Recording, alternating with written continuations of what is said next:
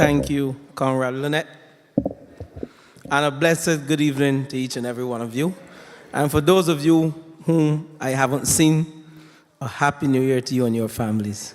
Cynthia, as usual, you look beautiful. That's my friend in Parliament. But good, let me respond to Lynette in a positive way in that Shanika and Avian, they are members of the St. George South team, not my team. Note what I said. I happen to be the MP. But if I move tomorrow, I am confident that we have built a very strong team. And it is in God's hands, whether I am here or if I'm not here. That is all I'm saying. And Avian is a very good mobilizer.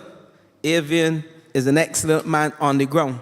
So we could not kill Avian night after night in the campaign. But it is up to him if in the next election, coming soon, whether he will form part of the platform team or not. We are versatile in St. George South. Thank you, Shanika and Avian. But I want to bring my commentary this afternoon on what I see as the most dangerous aspect of what is happening in this Barbadian society. And it goes beyond the incompetent management of the Democratic Labour Party, and it goes beyond the promises that have been made and broken. And the greatest damage that has been done to this society is damage to the people of this country's psyche. And I want to spend this afternoon focusing on that. And I am known as a man who spent most of my time in St. George South. I love St. George South.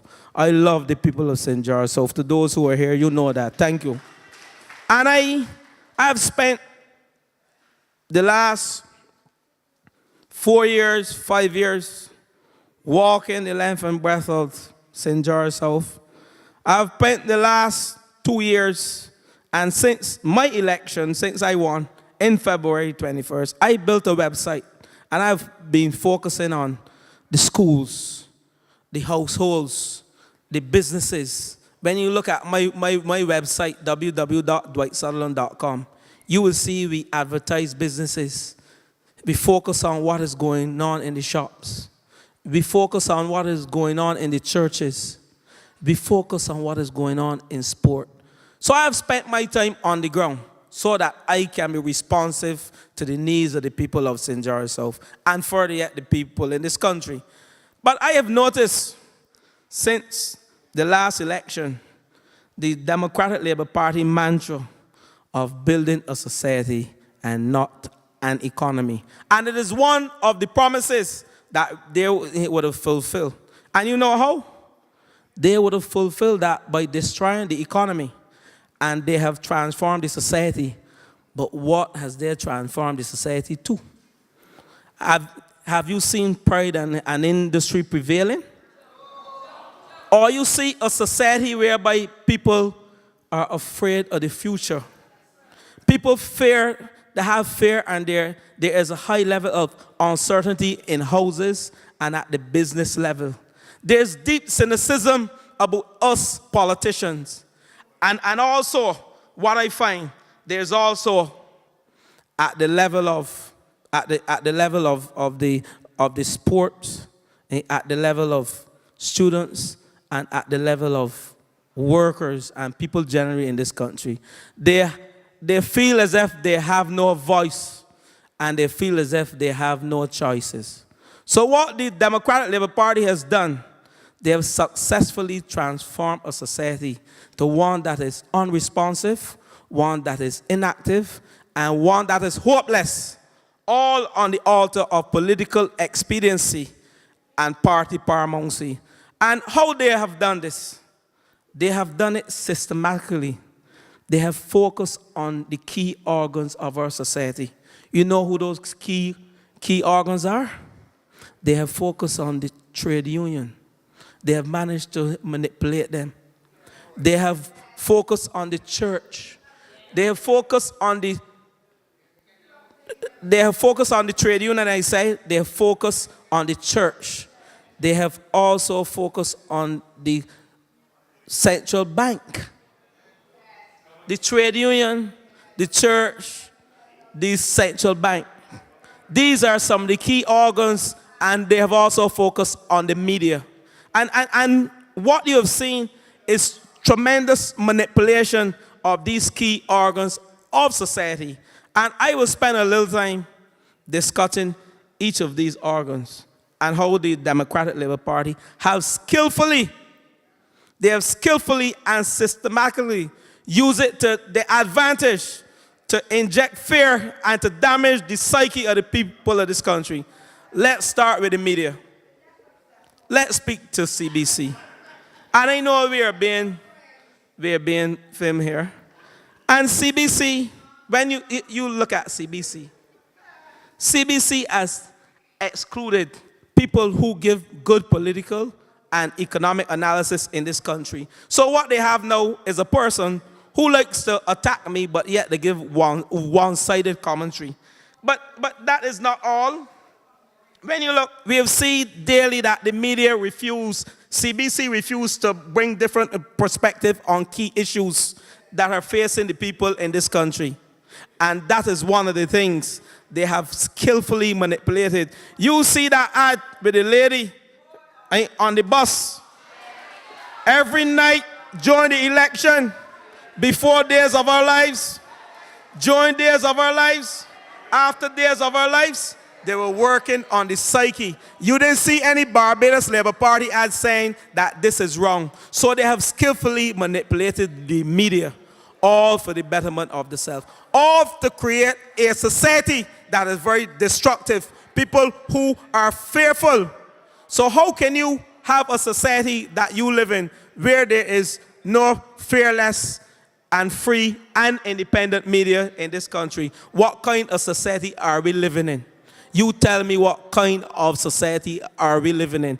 And don't make any jokes about this, because when you have hijacked the only television station for your political expediency, for party paramountcy, what are you doing to a society? What are you doing to the young people that Shanika would have spoken about?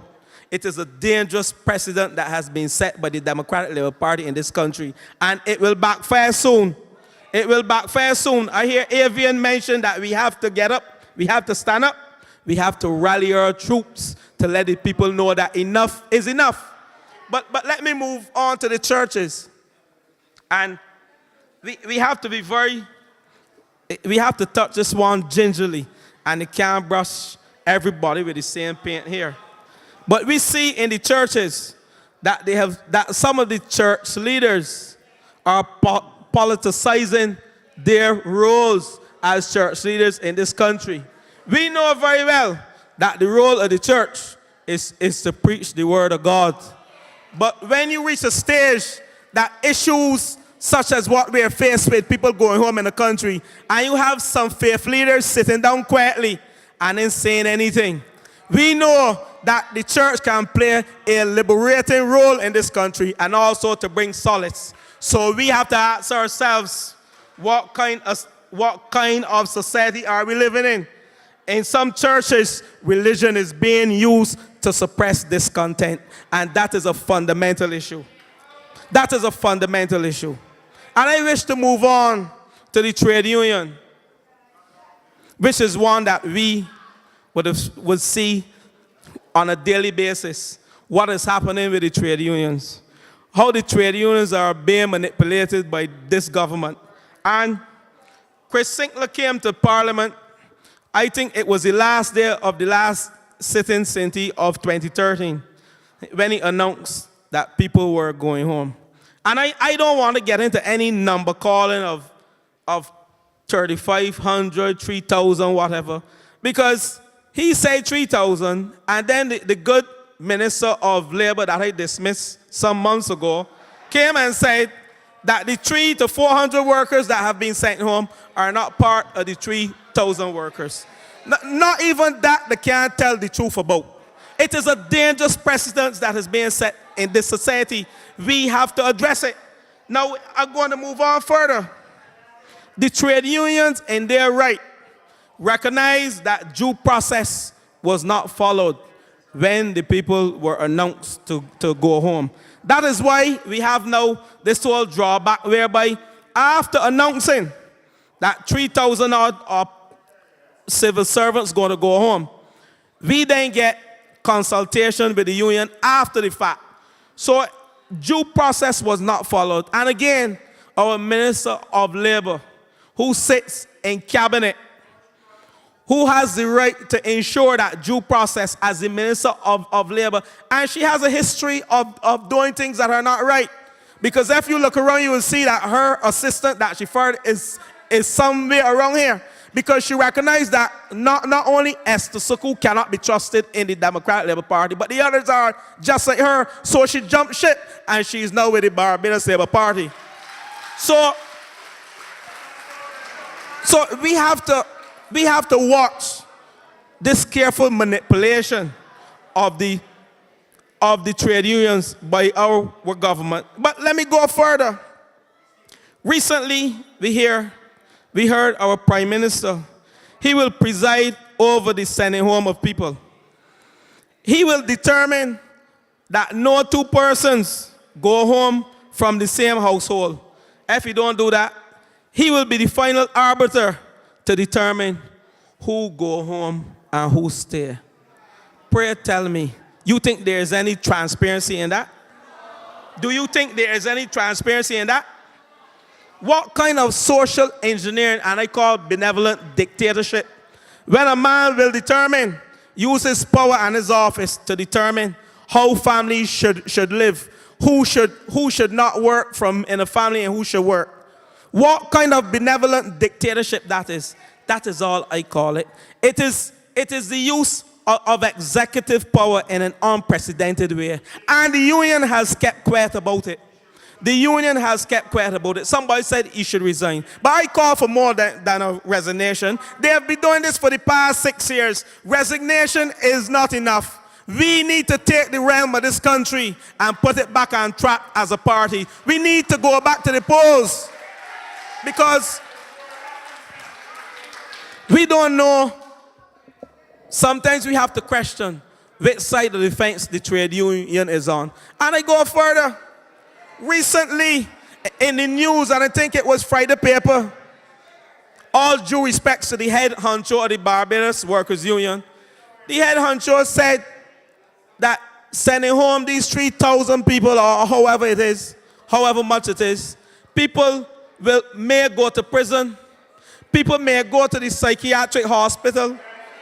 He said the young people may be on the benches of the welfare.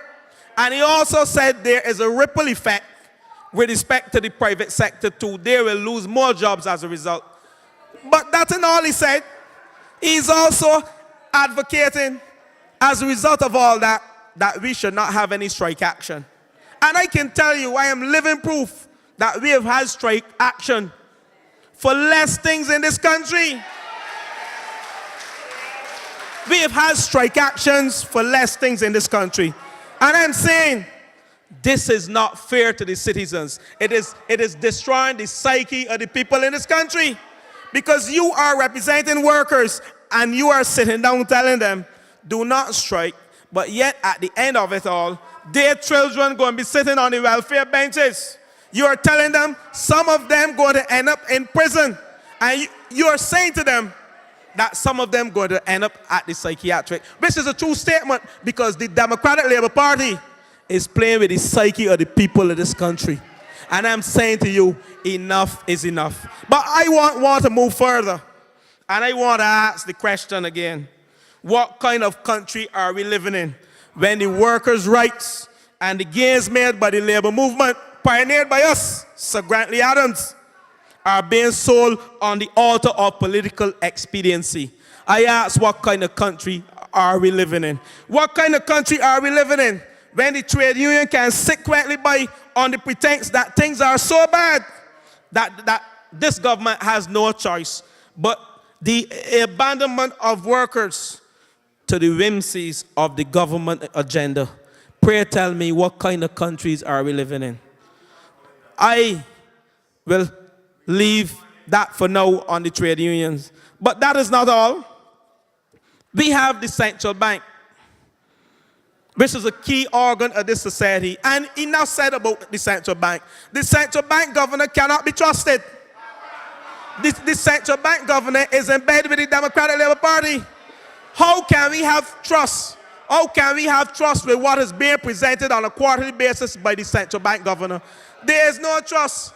What kind of country are we living in when we cannot trust data being produced by the central bank governor to lure investors to this country and to ensure and to tell the private sector that there's hope? All of the pronouncements made by the central bank governor, none have come to fruition. And all have been lining up with the Democratic Labour Party pronouncement on the economic affairs of this country. Enough said on the central bank. I will leave that later to our economic advisor, Clyde Maskell. But my point is that the sum total of all of this is that the people of this country, they have lost confidence in themselves. I should say, we, the people of this country, we have lost confidence in ourselves as a result of the manipulation of the Democratic Labour Party with these organs, these key organs of society. And it is damaging to our society. It is damaging to the young people that Shanika spoke about. And it is battering to the psyche of the people of this country. But I want to say to you though, even the university, people at the university, the students, I have 2 more minutes, but I feel I'm at home and I deserve 2 more minutes. So I want 4 minutes. I am begging for 4 minutes. Because I haven't said anything about St. George South yet. And I have issues. My people's psyche are being battered as well.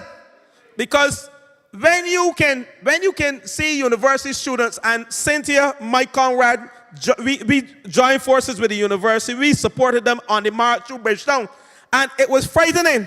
We saw young university students while we were marching going in the other direction, taking the bus to university. But what they have said to us is, but we can't do anything about it. But yet, they were annoyed. They were also disillusioned with the fact that they don't have the money to pay, but yet we have people sitting down on the sidelines. That speaks to your psyche. That speaks subtly to the psyche that has been battered by the Democratic Labour Party. And I go further. Right after the tuition fees was announced, I journeyed into Jordan. Jordan in St. George, the constituency. And I met with a lady. And yes, you all can go and see her. Whoever go on YouTube and listen to me. This is truth. And the lady has a daughter who's at med school. And she has a loan out for her daughter. This is a couple, retired husband, getting a basic pension. The lady works as a housekeeper 3 days a week. And she told me, Mr. Sutherland, my head is hurting me because I have a loan now. And when these tuition fees kick in, my daughter will have to come home. But I am working with her in dealing with her psyche because I don't want to lose her. She's a lovely lady, and we don't want her daughter to come out of med school. And these are some of the things that the people in this country have to battle with, in that there is an unequal and inequity society that is being created, those that have and the have-nots. And this is as a result, again, of the Democratic Labour Party policy. But I want to move further because I have to end now. And one of the things that I want to say to you, even with respect to the road works that they have done on this road from Brighton to Halton, you could imagine a road started 2 years ago. The Ministry of Public Works pull up stumps because they couldn't pay the contractor, but they didn't have the decency to tell the residents that they were moving the equipment. And that again, the people cards get into their houses, people have to be washing the houses, spending extra money on the cars, maintenance.